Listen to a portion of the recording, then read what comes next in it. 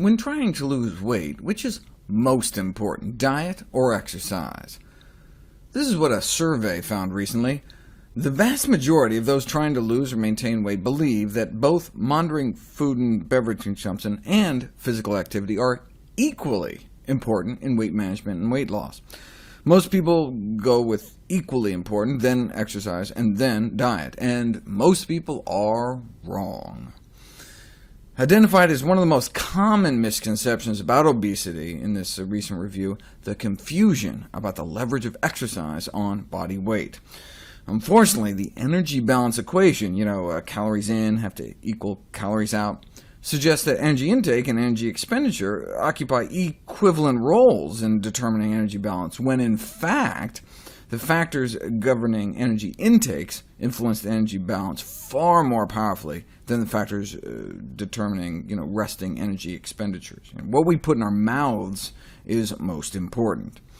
For example, to walk off the calories found in a single pat of butter, you'd have to add an extra 700 yards to your stroll that evening. A quarter-mile jog for each sardine we put in our mouth, and that's just the edible part.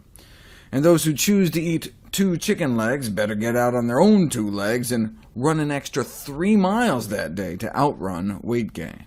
And that's for steamed chicken, skin removed.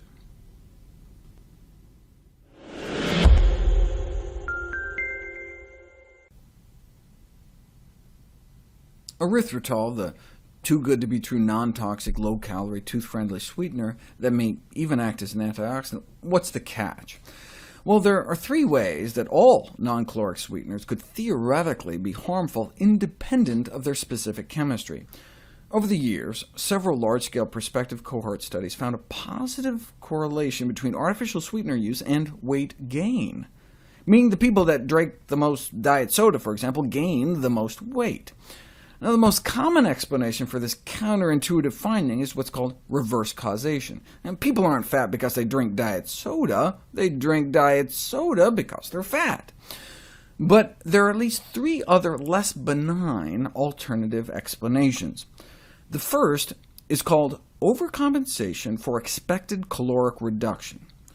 If you covertly switch someone's soda for diet soda without them knowing it, their caloric intake drops.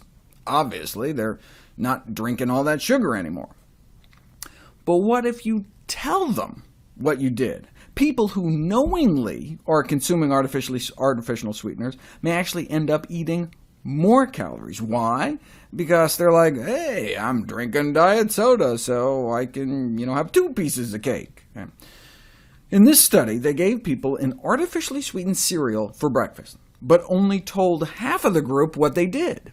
As you can see, when it came to lunchtime, the aspartame-informed group ate significantly more than the aspartame-naive group that didn't know any different.